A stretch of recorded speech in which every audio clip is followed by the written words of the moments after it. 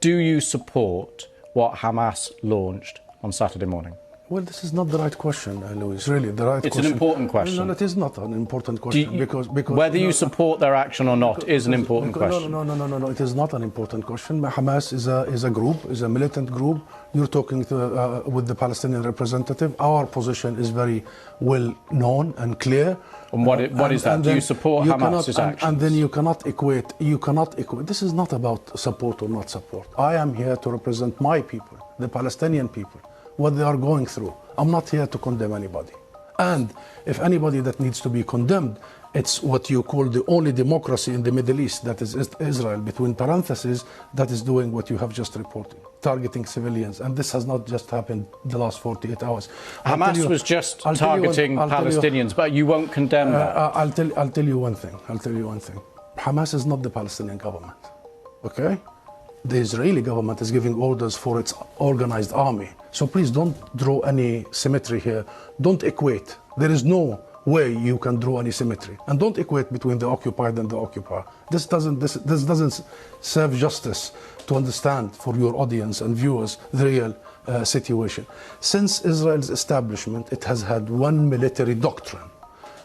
When it fights, it goes and fights civilians, kill civilians, so they pressure the fighters. Since 1948, and go back to the record, and this has been repeated in Gaza and will continue to be repeated. So the conversation is not a blame game. I am not in the business of blaming the victim here. The real conversation is how do we stop this vicious, deadly cycle? You just condemned Israel for killing civilians, and you won't condemn Hamas for killing civilians. How many times you have interviewed Israeli officials, Louise? Hundreds of times. Hundreds of times.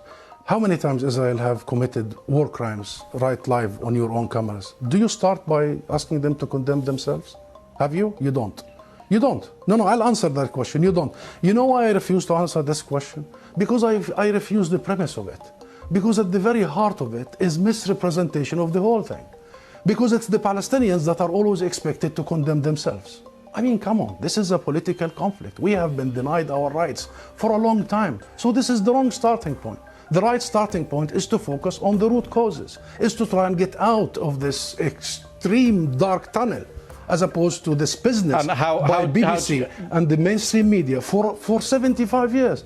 You bring us here whenever there are Israelis who are killed. Did you bring me here when many Palestinians in the West Bank, more than 200 over the last few months?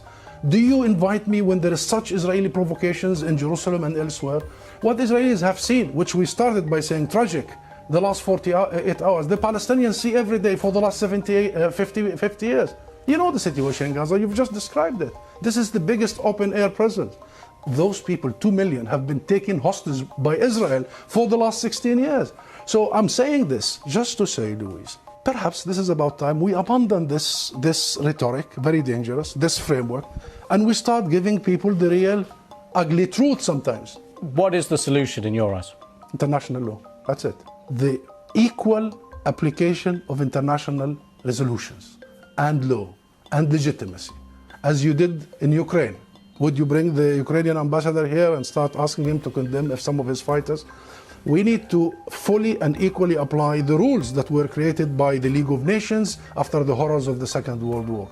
We need to make sure that Israel is not the exception. It has been for the last 75 years. We need to make sure that nobody is above the law. Britain is renowned, Louise, for the rule of law. I think that's the solution.